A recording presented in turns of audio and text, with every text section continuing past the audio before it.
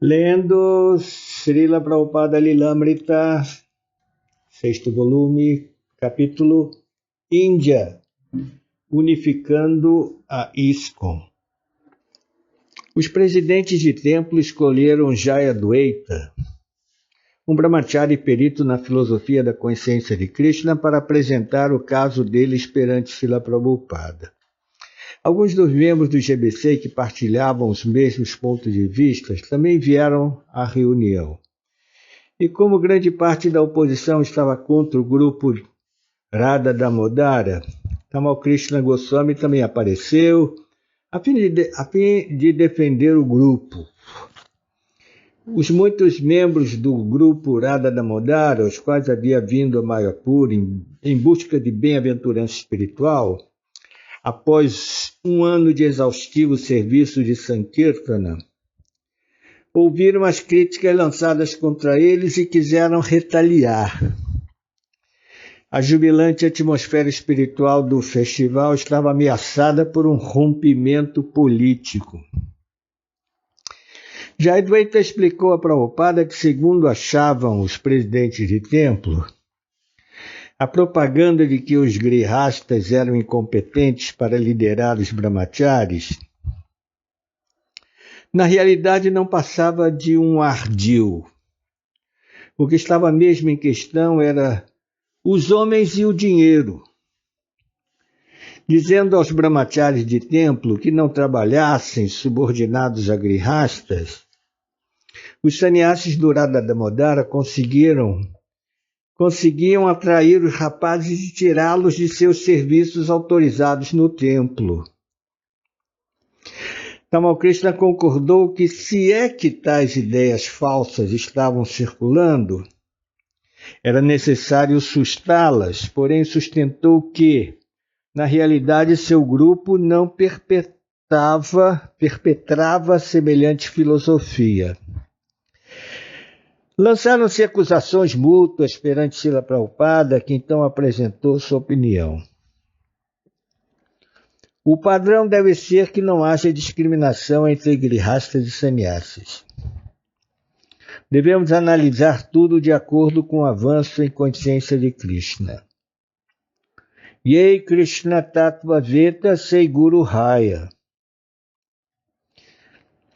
Independentemente do status social, qualquer pessoa que conheça a ciência da consciência de Krishna é qualificada para tornar-se mestre espiritual. Deve-se seguir esse princípio. Analisar o avanço de cada um em consciência de Krishna. Falena Paritiyate. Julguem pelos resultados e não pela roupa. Assim podemos ver em que posição está cada devoto. A formação de partidos políticos destruirá tudo o que já construímos. Prabhupada disse que, em geral, o brahmachari é assistente do sannyasi e o sannyasi é um pregador. Grihasta também é a pessoa adequada para cuidar do templo. Portanto, se um brahmachari quisesse viajar com um sannyasi, isso era correto. Mas se ele tem uma responsabilidade, disse Prabhupada, deve ficar onde está. O que interessava mesmo, disse ele, era que todos os devotos deviam considerar-se servos dos 6 Goswamis. Todo o problema deles devia-se ao esquecimento de que todos são servos de Krishna. Não é verdade que o serviço específico seja só para grihastas ou para sannyasi, prosseguiu Prabhupada. O devoto deve ser Krishnadasa. Julga-se o serviço de um servo pelos resultados obtidos. Por que esse negócio de partidarismo? Ei Krishna Tattva Veta Sei Guru Raya. Bhaktivinoda era grihasta. Bhaktisiddhanta era sannyasi. Então um é melhor do que o outro? Não. Logo não deve haver ameaças. Agora somos uma organização mundial. Prabhupada repetiu várias vezes o verso Kibabi Prakiba Nyasi Shudra Keninaya. Ei Krishna Tattva Veta Seguro Raya. Eliminando dessa maneira a alegação de que o ashram determina a qualidade de um devoto.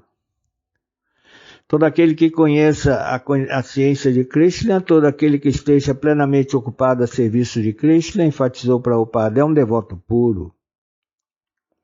Um sannyasi, prosseguiu Prabhupada, podia pregar, mas também podia administrar. Um grihasta podia administrar, mas também podia pregar. Embora Prabhupada já tivesse explicado esses pontos, agora ele estava resolvendo a questão de uma vez por todas.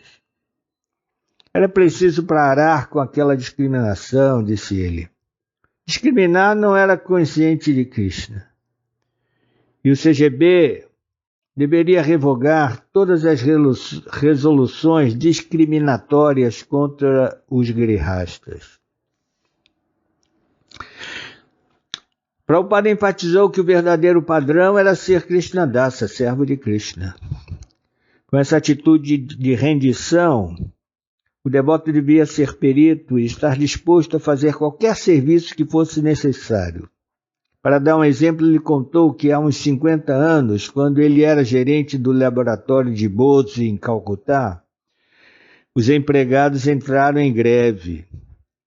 Ele disse aos funcionários que vieram ao trabalho: vamos lá, vamos empacotar tudo isso. Eles aceitaram o trabalho com submissão e por isso a greve não vingou. Do mesmo modo, qualquer que fosse a espécie de serviço exigida, o devoto deveria executá-la.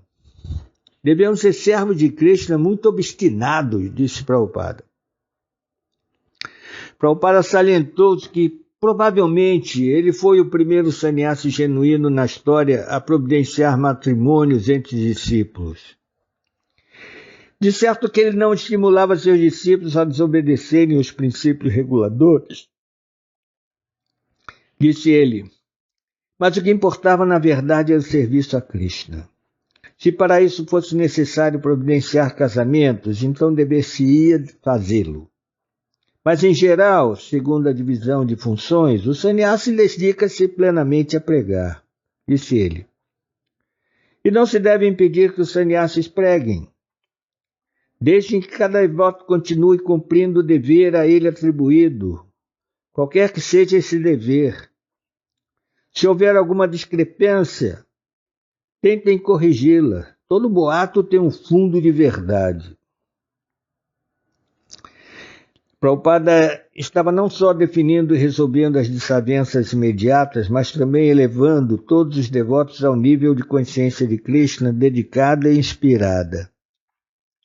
Ele não estava tomando o partido de um grupo, nem diluindo a filosofia para apaziguar os ânimos. Ele apelava para a inteligência de seus discípulos. E mais do que isso, entrava em seus corações e deixava-os satisfeitos e verdadeiramente desejosos de trabalhar uns com os outros. Ao parar de falar, Srila Prabhupada quis saber qual era a opinião dos devotos. Jayadvaita disse achar que os presidentes ficariam inteiramente satisfeitos com as decisões de Prabhupada. E Tamal Krishna disse que o GBC também ficaria satisfeito e que todos, pela graça de Prabhupada, poderiam a partir de então seguir em frente com uma compreensão correta. Assim os devotos saíram alegres do quarto de Prabhupada, dispostos a juntarem-se uns aos outros e a participarem de um festival Gaura Purnima edificante e apolítico. Na manhã seguinte, Prabhupada saiu para caminhar no terraço do prédio de Mayapur. Assim que começou a circundar o terraço, pelo menos duas dúzias de devotos, principalmente presidentes de templo e sannyasis, juntaram-se a eles. Os presidentes de templo sentiam-se vitoriosos. As posições deles haviam sido defendidas. E os mal-entendidos filosóficos haviam sido retificados. Agora tudo estava correto. Aquele incidente aumentara a fé dos devotos em Prabhupada e na sabedoria que há em se seguir suas ordens sem falso prestígio. Enquanto todos caminhavam, Pantyadravida Swami, com sua atitude de bem-humorado alívio da tensão dos dias anteriores, pôs-se a questionar Prabhupada de maneira estranha. Srila Prabhupada, há uma coisa que eu não entendo, disse ele. No Chaitanya Charitamrita há aquela história do Sakshi Gopala, a deidade que veio testemunhar a favor do jovem Brahmana. O rapaz servia ao Brahmana idoso e por isso o Brahmana idoso prometeu-lhe a mão de sua filha em casamento. Então a deidade veio dar seu testemunho. Ora, se ele era um devoto tão puro, por que pediu à deidade que viesse de um lugar tão distante só para que ele pudesse casar-se? Porque ele não queria permanecer solteiro. E por que fez a deidade vir só para favorecer seu casamento? Não foram só as palavras, mas a maneira com que Pantyadravida as disse, gracejando no papel de um sannyasi excessivamente crítico. E Prabhupada imediatamente entrou no espírito brincalhão. Não somos contra o casamento, somos contra o sexo ilícito. Mas só porque nenhuma mulher quis saber de você, agora você anda dizendo que ninguém deve casar-se? Veja só a psicologia do rapaz. Os devotos caíram na gargalhada. Esta é a filosofia das uvas azedas, disse Prabhupada. Nenhuma mulher quer saber de você, ninguém o quer, e por isso você sente essa rejeição e acha que ninguém deve casar-se. Na manhã de Gora Purnima, o dia do aparecimento do Sr. Chaitanya Mahaprabhu, Srila Prabhupada palestrou sobre um verso do Bhagavatam falado por Prahlada Maharaja ao Sr. Nrsimhadeva. O verso do capítulo 7, do sétimo canto, capítulo 9, verso 38, refere-se indiretamente ao aparecimento de Chaitanya Mahaprabhu. O verso diz: dessa maneira, meu Senhor, tens aparecido sob diferentes encarnações, como seres humanos, como animais, como um grande santo, como semideuses e como um peixe e uma tartaruga. Dessa maneira, mantém toda a criação e diferentes sistemas planetários e eliminas os princípios demoníacos em todas as eras. Portanto, meu Senhor, protege os princípios da religião. Na era de Kali, não declaras ser a suprema personalidade de Deus, portanto, és conhecido como Tri-Yuga, o Senhor que aparece em 3 yugas.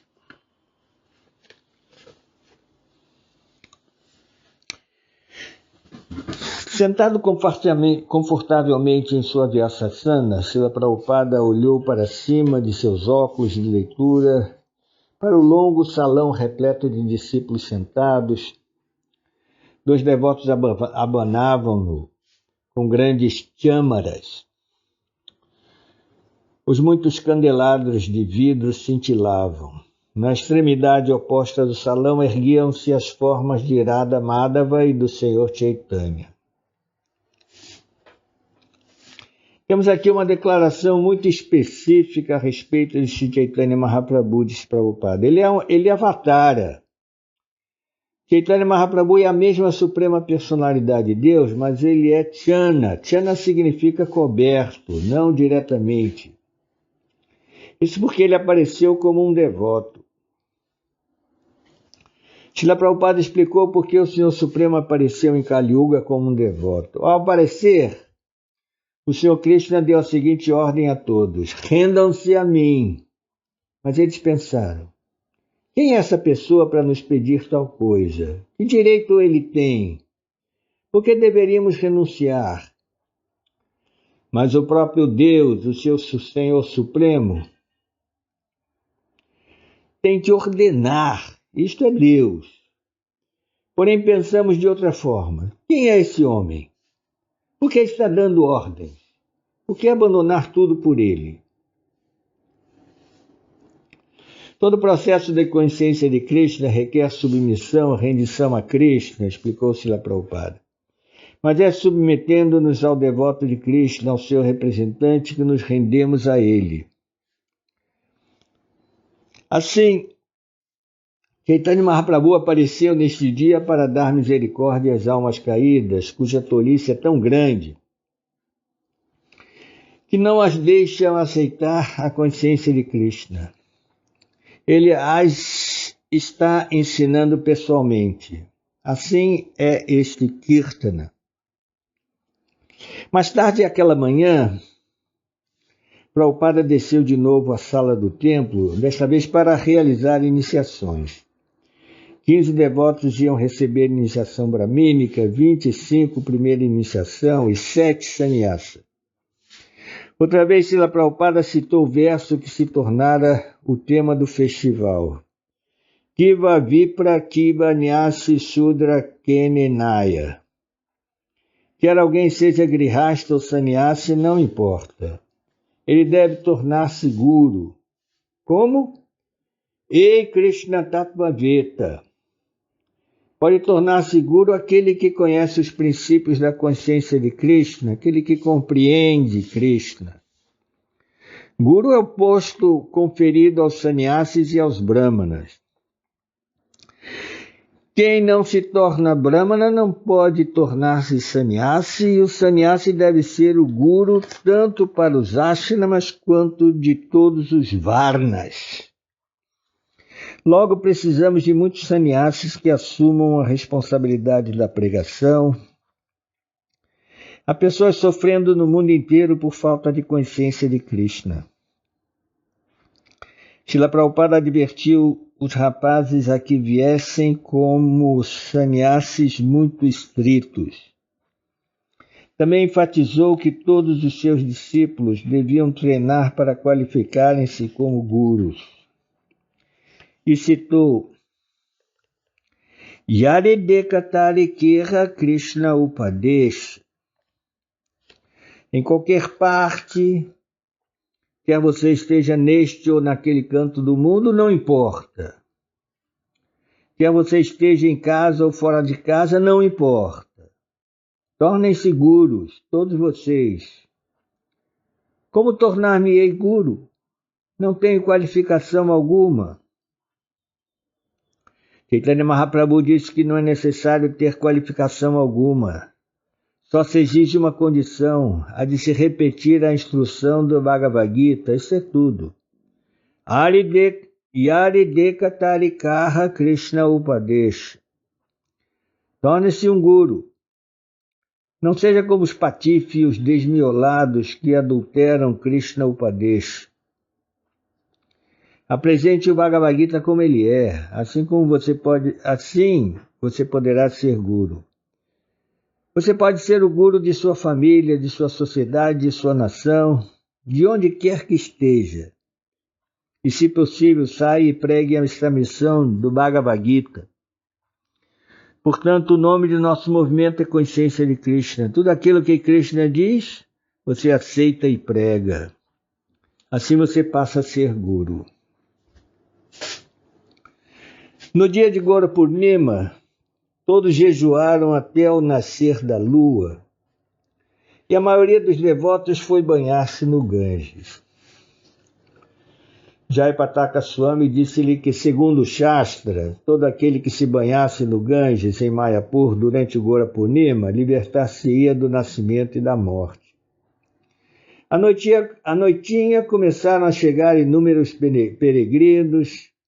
De toda a Bengala Ocidental vinham pessoas fazer sua visita anual aos templos de Mayapur, especialmente ao lugar onde nascera o Senhor Chaitanya Mahaprabhu, e mais recentemente Mayapur Chandrodaya Mandir da ISKCON. Em Calcutá, o povo vira os cartazes que anunciavam o festival de Gora Purnima da ISKCON, e dezenas de milhares de aldeões tinham ouvido falar do maior prédio jamais construído na Bengala Ocidental e a deidade dourada de Radha Madhava. Os devotos recebiam os convidados com praçada e vendiam-lhe exemplares do Gita Gam, a versificação bengali do Bhagavad Gita feita por Srila Prabhupada. Durante a noite, filas enormes de pessoas transitavam para dentro e para fora dos portões dianteiros do mandir. A multidão levantava uma nuvem de poeira e os sons de sinos de rickshaws, de mulheres cantando, de amigos conversando e do kirtan amplificado oriundos do templo tomavam conta da atmosfera. A maioria dos visitantes passavam pelo templo, visitavam a exposição de fotos e depois se acomodavam em algum canto, assistindo o Kirtana ou a peça de teatro no pandal ao ar livre. Embora se aproximassem de 100 mil o número de visitantes, tudo transcorria na mais perfeita paz.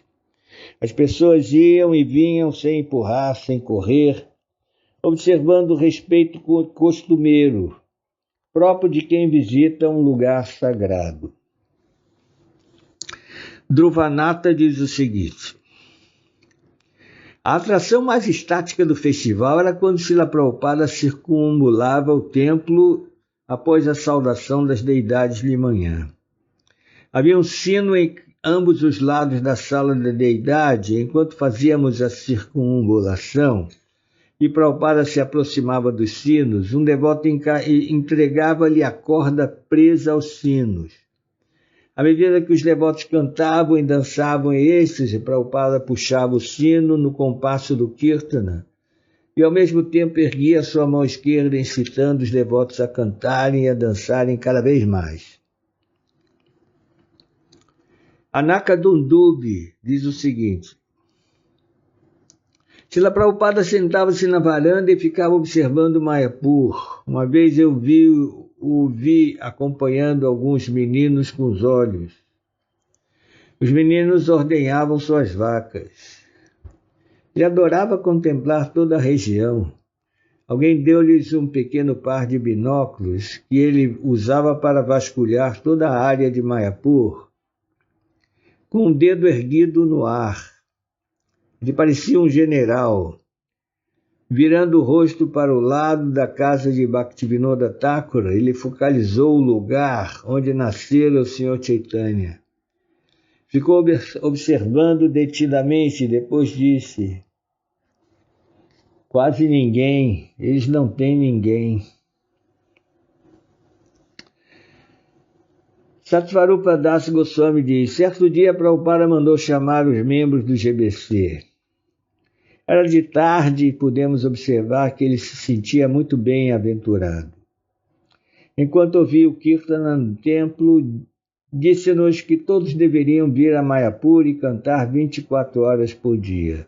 E disse: há tanto espaço aqui, a aula matinal é tão boa, a instrução de 1 milhão de anos de Prahlada Maharaj, palavras de um menino de 5 anos. Segundo Bhaktivinoda Thakura, o canto é o único consolo. O canto nada tem de material. A Jamila exclamou o nome de Narayana e foi salvo. Prabhupada diz que deveriam vir bandos de devotos a Mayapur, de modo que sempre houvesse pelo menos 500 homens presentes. Então o devoto disse: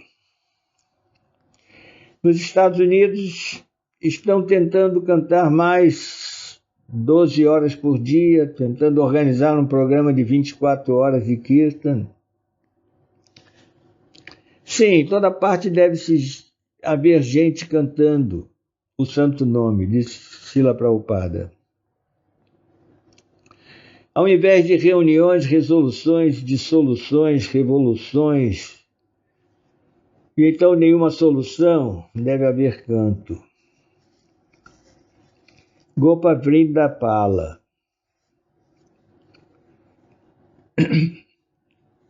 Eu fazia a guarda noturna. E Prabhupada levantava-se por volta da meia-noite ou 1 da madrugada. Ele ficava no andar de cima e eu no andar abaixo. Ele cantava bastante, caminhando de um lado a outro no varandão. Eu não podia vê-lo, mas podia ver a silhueta de sua cabeça raspada. Caminhava cerca de 10 passos para um lado e depois 10 passos para o outro.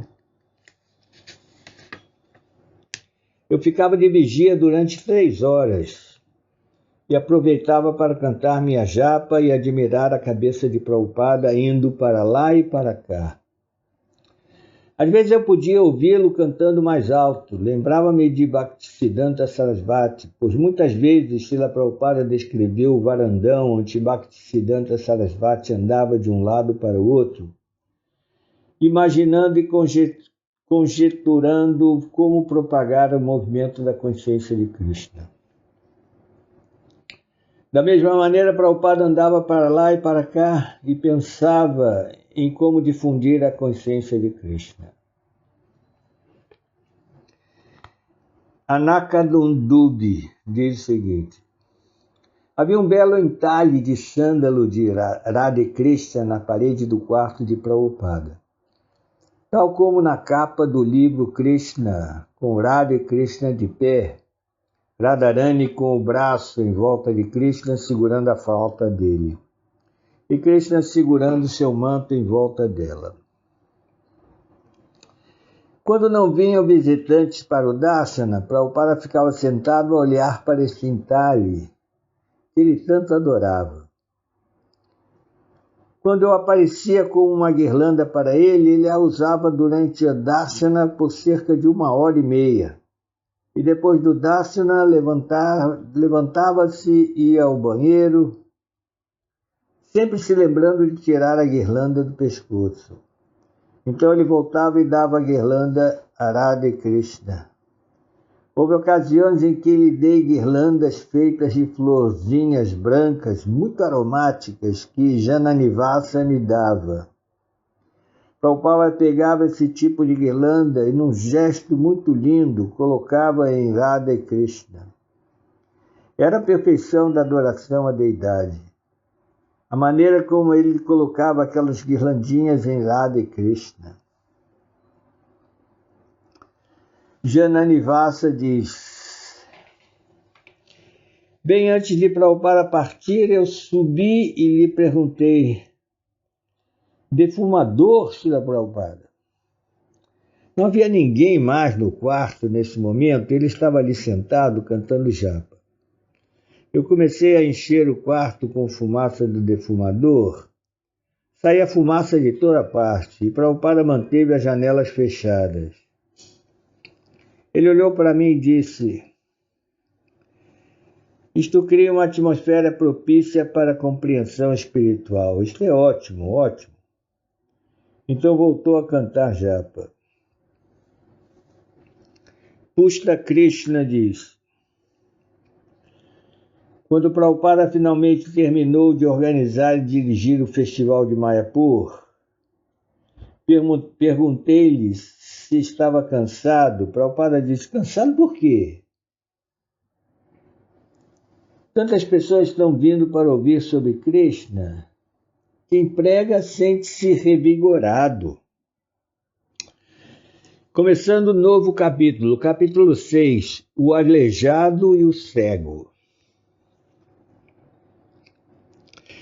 Desde a maratona da BBT no verão de 1975, a editora continuara a acompanhar o ritmo de produção literária de Srila Prabhupada.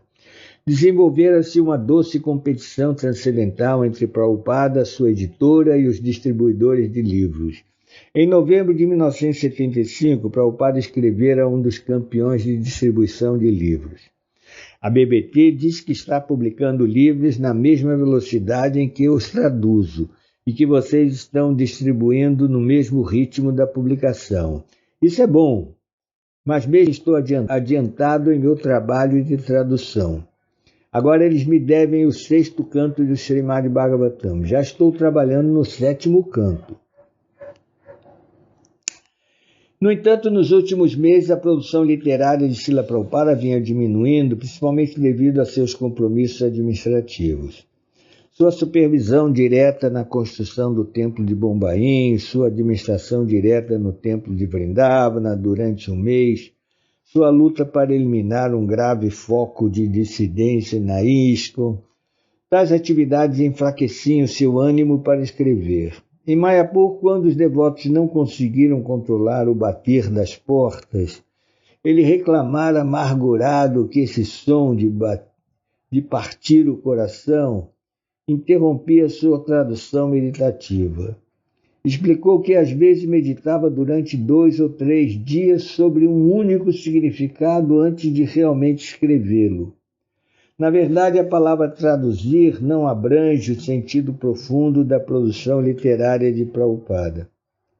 Apenas os versos e os sinônimos eram traduzidos, mas as meditações mais profundas de Prabhupada, às quais eles se referiam como seus êxtases pessoais, eram seus significados Bhaktivedanta.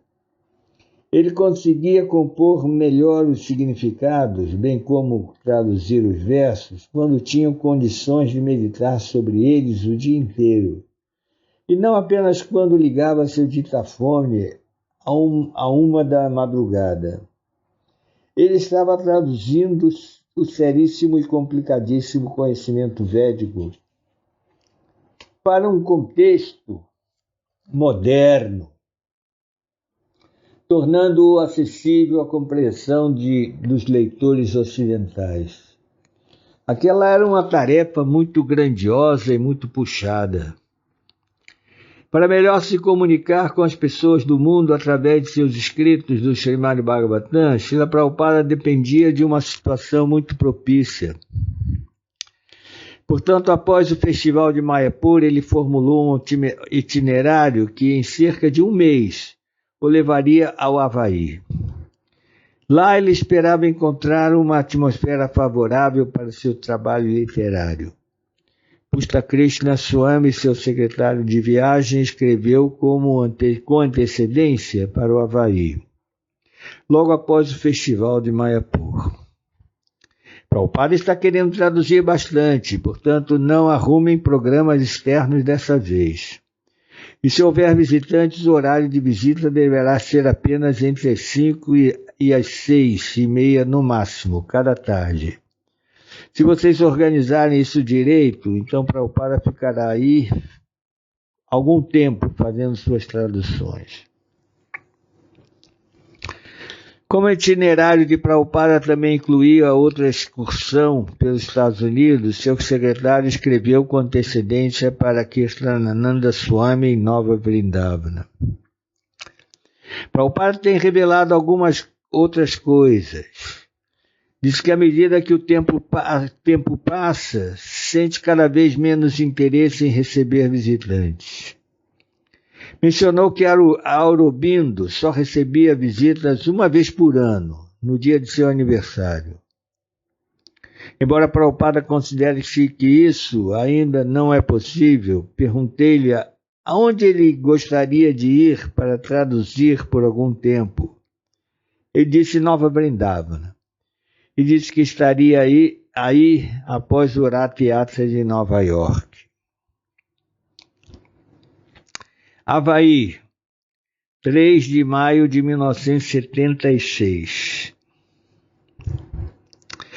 Após ligeiras visitas a diversas cidades indianas, bem como paradas em Melbourne, Auckland e Fiji, Srila Prabhupada chegou ao Havaí no horário previsto. Em pouco tempo, seu ritmo de tradução aumentou. Os devotos observavam com entusiasmo o aumento de fitas gravadas por Prabhupada em seu ditafone, noite após noite, o que para eles era uma maneira de calcular o aumento de bênçãos que toda a humanidade recebia.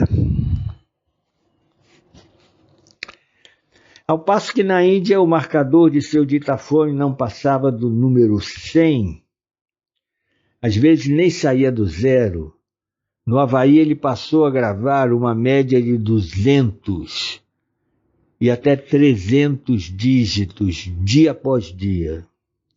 Hari Sauri, que vinha acompanhando Srila Prabhupada desde Vrindavana como seu servo, escreveu em seu diário: agora Prabhupada está traduzindo bastante, tendo feito 290 dígitos outra vez na noite passada. O templo ficava num bairro tranquilo, com diversos acres de propriedade ajardinada. No quintal dos fundos erguia-se uma grande e majestosa figueira de bengala, e na frente os maiores arbustos de tulasi de toda a ISKCON. Os devotos tinham sua própria horta, além de flores, mangas e cocos, os quais, de tão abundantes, eram distribuídos gratuitamente. Fazia muito sol, intercalando com chuvas ocasionais. Prabhupada não estava passando bem e não conseguia dormir mais do que 1h30 à noite e 1 ou 2 horas durante o dia. Porém, sendo transcendental, usava esta incapacidade de dormir como outra maneira de aumentar o tempo de que dispunha para escrever. Contudo, apesar de enfatizar a importância da produção literária, ele continuava dando aulas no templo, fazendo caminhadas matinais, liderando os debates na praia e respondendo diariamente às cartas que recebia. Mesmo assim, o Havaí era por demais diferente de Vrindavana ou Calcutá, onde os amigos antigos, os novos administradores, consumiam horas e horas de seu tempo. Ali ele passava a maior parte do tempo sozinho, protegido por sua equipe bem treinada. Cerca de 1 semana já se passara de sua estada em Honolulu, quando ele anunciou certa manhã caminhando ao longo da praia Waikiki, que esperava terminar aquela noite o último significado do 7º canto. Tendo Hari Sauri expressado sua felicidade de ouvir isso, Prabhupada replicou: posso fazer tudo bem rápido, mas preciso fazê-lo de tal modo que vocês possam compreender a mensagem. Para eu apresentar essa obra ao homem comum, preciso meditar profundo e cautelosamente no que vou escrever. Por volta das 9, naquela noite, Prabhupada mandou chamar Hari Sauri para dizer-lhe que não tomaria sua massagem noturna. Ele queria mais tempo para terminar o 7º canto. Fechando a porta e voltando à sua escrivaninha, trabalhou a noite inteira até às 5 da manhã. Ao concluir o 7º canto, ele ditou a seguinte nota de encerramento: concluído na noite de Vaishakhi Shukla Ekadasi, a 10 de maio de 1976, no templo do Panchatattva, Nova Navadvipa, Honolulu, pela misericórdia de Sri Krishna Chaitanya Prabhu, Nityananda Sri Advaita Gadadhara Srivasadi Gaura Bhaktavinda. Dessa maneira podemos cantar alegremente Hare Krishna, Krishna Krishna, Hare Hare, Hare Rama, Rama Rama, Hare Hare. Logo a seguir, Prabhupada voltou-se para o 8º canto, começando com uma oração. Antes de mais nada, quero prestar minhas humildes e respeitosas reverências aos pés de lótus de meu mestre espiritual, sua divina graça, Srimad Bhaktisiddhanta Sarasvati Goswami Prabhupada. Prabhupada explicou que seu mestre espiritual instruíra-lhe em Radhakunda, em 1935, a que enfatizasse a produção de livros mais do que a construção de templos. Ele seguira essa instrução a começar pelo lançamento de sua revista Back to Godhead, De Volta ao Supremo, em 1944. E em 1958, ele começara o Srimad Bhagavatam. Após publicar 3 volumes do Srimad Bhagavatam na Índia, partira para os Estados Unidos em agosto de 1965. Prabhupada diz: vivo envidando esforços no sentido de publicar livros, conforme sugestão de meu mestre espiritual. Agora, neste ano de 1976, acabo de concluir o 7º canto do Srimad Bhagavatam, além de já ter publicado um resumo do 10º canto no livro Krishna, Suprema Personalidade de Deus. Ainda não foram publicados o 8º canto, 9º canto, 10º canto, 11º canto e 12º canto. Portanto, nessa ocasião, oro a meu mestre espiritual que dê-me força para concluir essa obra. Não sou nem um grande erudito, nem um grande devoto. Sou apenas um servo humilde de meu mestre espiritual e tenho tentado, da melhor maneira possível, satisfazê-lo, publicando esses livros com a cooperação de meus discípulos nos Estados Unidos.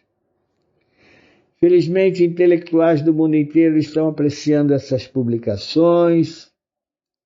Portanto, continuemos num esforço conjunto, publicando mais e mais volumes do Srimad Bhagavatam, só para agradar Sua Divina Graça Bhaktisiddhanta Sarasvati Thakura.